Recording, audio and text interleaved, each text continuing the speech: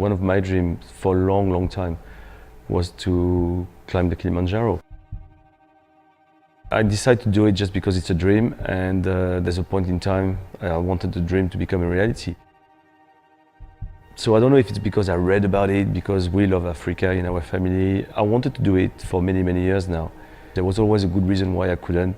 Most of the time was because I didn't have the time, or I was not well prepared enough, or. Things happen, and they happen for a reason, I believe. And it was perfect to do it the way I did it and with the people I did it. To get the decision to do it and to actually do it is the biggest, the most difficult thing. You know, that was like the window of opportunity that will never happen again in my life. So I decided that this time, no excuse, I was going to do it. And I was going to do it properly. Like everything in life, when you have a clear objective, which was, let's climb the Kilimanjaro, then you have to be diligent in terms of planning and detailed planning. And then once you have your detailed planning, you have to have a detailed training plan, and you have to be very, very disciplined about it. You have to follow it to the rule, because we had too little time in terms of, you know, end of August to the 22nd of September. But when I was at work, I was climbing the Mont Royal 6 to 7 times a day. In pound, I had 45 pounds more than I have today, like 2 months ago. And it was clear that to carry these pounds to the top was going to be more than challenging, it was going to be impossible. When I told my guide, look, I'm going to come with my friends and we have only 1 week. He wrote to me saying, Bernard, look, it's an illusion to think that you can climb at your age within a week. And he's done it 15 times, and every time that happened, they were failing. So usually I would have said, okay, well, again, this is a good excuse not to do it. But this time, because it was with my friends, and that will never happen again. It's passion about each other, it's trust. It's a kind of, you know, we love each other. And so, but we believe in each other. We believe that everybody in the team has the physical and mental strength to do it. When the time is going to come that I want to give up, when the time is going to come that my body and my brain doesn't function, just because pure lack of oxygen or whatever, when I lose everything, all my energy, I will focus on one thing, to bring back this rock. I mean, it happens that it's the rock I brought back from the top to my son Taj. The whole story is my environment is people environment. It's all about the people. So I can be in an office, I can be in a town, I can be wherever you want, as long as I've got people with me and I feel that we're sharing and the same will, the same dream, the same, you know, the same objectives, then I'm good. And then I tell you, I don't feel the difference between the people here in the office or the people there climbing the Kilimanjaro.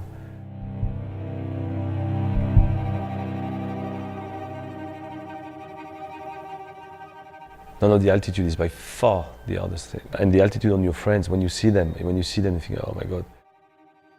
So when we were climbing the last day was really, really challenging. First of all, we slept a couple of hours at, I think it was 13 or 14,000 feet. So basically we didn't sleep, we ached, we hurt, and we were waiting, we couldn't wait to start climbing. And one of the things which really drove me and drove the team hard was like we were waiting for the sun to get out.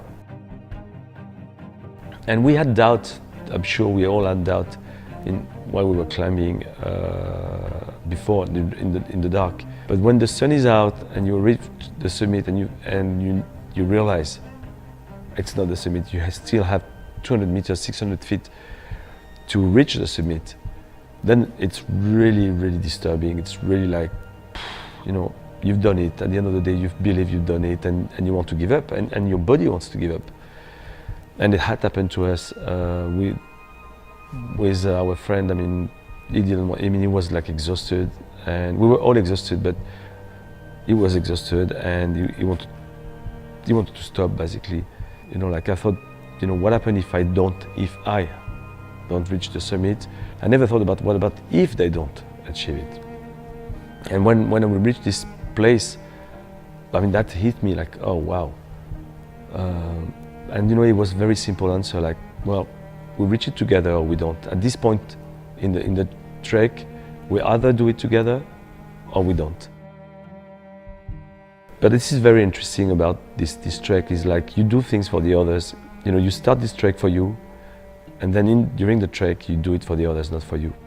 And then when you arrive at the top, it's not like, yes, you know, I succeed, or yes, I made it, you know, very few people do it, blah, blah, blah, blah. It's all about, first of all, like, you're very tight, so you cannot like be jumping up and down. And the second thing is a deep feeling of satisfaction. Not proud, but like deep feeling of satisfaction that you and your friends are together and you achieve something very, very strong together.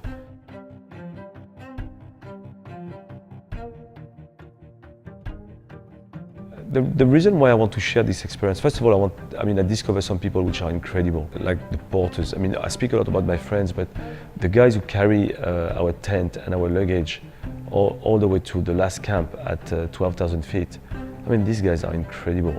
They are nice, they smile, they suffer like us. I mean, everybody say, oh yes, they're local, they don't suffer, they do suffer.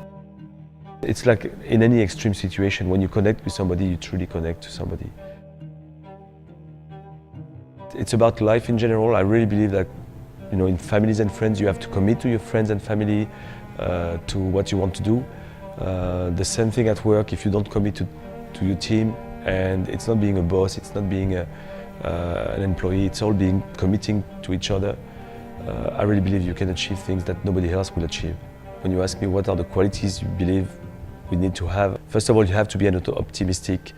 You have to believe that you can make things happen. The second one, which I believe, is being passionate about what you're doing and make this passion contagious. I really want to share that with more people, because I really believe that we should all have our Kilimanjaro. We should all have things we want to do in our life which are very challenging, but realistic enough that if we plan carefully, if we do the right thing, if we're lucky and if we commit and focus on it, we will achieve them.